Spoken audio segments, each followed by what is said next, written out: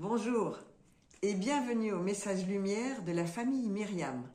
Je suis très heureuse de te retrouver. Dans l'évangile que l'on entend aujourd'hui à la messe, saint Luc nous raconte une controverse entre les pharisiens, les scribes et Jésus. Cette interpellation des pharisiens et des scribes suit directement dans l'évangile de Luc l'appel de Lévi, le collecteur d'impôts. Lévi, devenu Matthieu, donne un repas en l'honneur de Jésus, repas auquel sont conviés ses amis, c'est-à-dire des collecteurs d'impôts, des publicains, des pécheurs comme lui. Ces mêmes pharisiens et scribes s'adressent aux disciples de Jésus d'abord, en leur demandant pourquoi celui-ci mange avec des pécheurs, donc des êtres impurs aux yeux de la loi. C'est Jésus lui-même qui leur répond. Il leur répond qu'il est venu sauver les pécheurs. Ils changent alors leur discours et se mettent à parler à Jésus des disciples de Jean-Baptiste et des disciples des pharisiens, en les comparant à ses disciples à lui.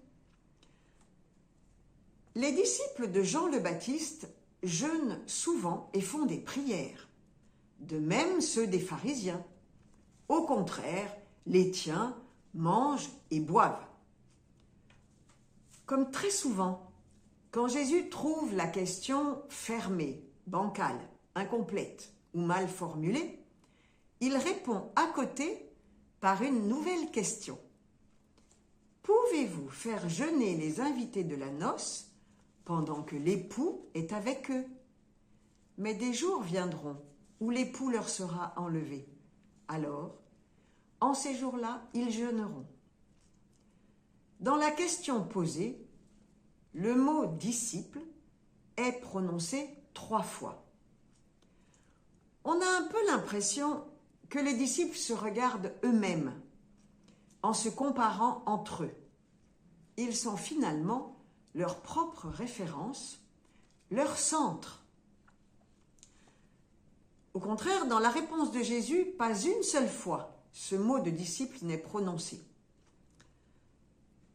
Il passe à un autre registre en utilisant le mot époux et en dirigeant le regard vers celui-ci. Il pousse ses interlocuteurs à passer d'un « que font tes disciples ?» à un « qui est l'époux ?» de « que devons-nous faire pour avoir la vie éternelle ?» à s'interroger sur « qui est ce maître qui n'est pas venu donner des réponses toutes faites, mais nous montrer comment il vit ?» Les disciples que nous sommes, toi et moi, nous sommes invités à regarder vivre Jésus et à essayer de comprendre à quoi cela nous incite dans notre propre vie, la tienne comme la mienne. Lorsqu'il parle de l'époux, Jésus parle de lui-même.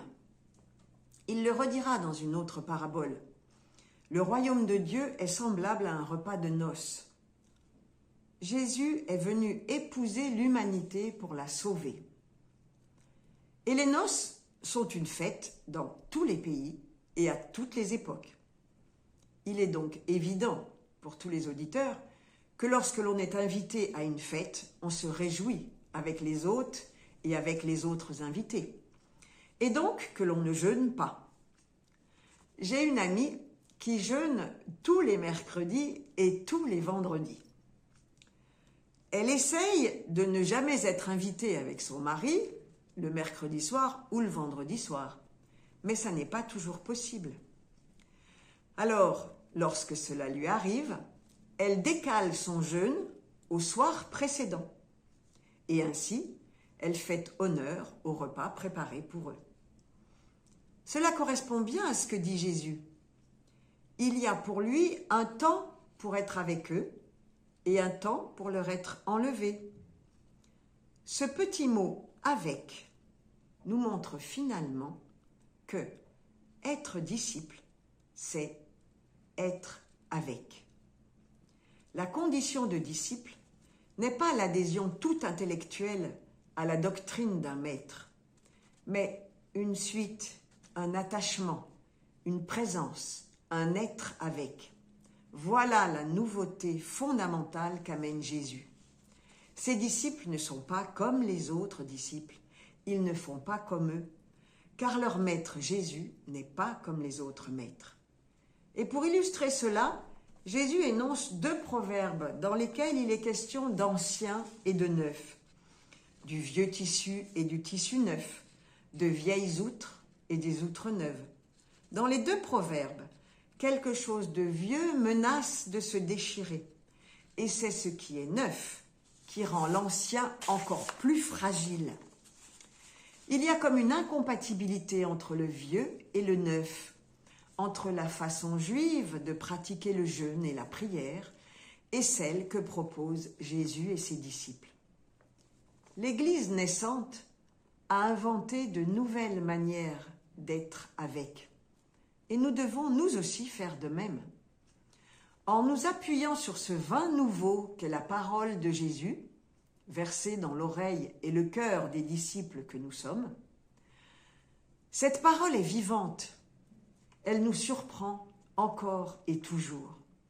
Elle est en cela différente de celle des scribes et des pharisiens, qui, elle, est inscrite dans le marbre et qu'il faut respecter intégralement, mais qui, de ce fait, est devenue lettre morte. Alors aujourd'hui, ayons, toi et moi, le regard tourné vers Jésus. Écoutons sa parole. Présentons-lui et offrons-lui tout ce que nous vivrons, en lui demandant son Esprit Saint pour parler et agir avec justesse tout au long de ce jour. Très bonne journée avec Jésus et sa parole, et à bientôt. Jésus.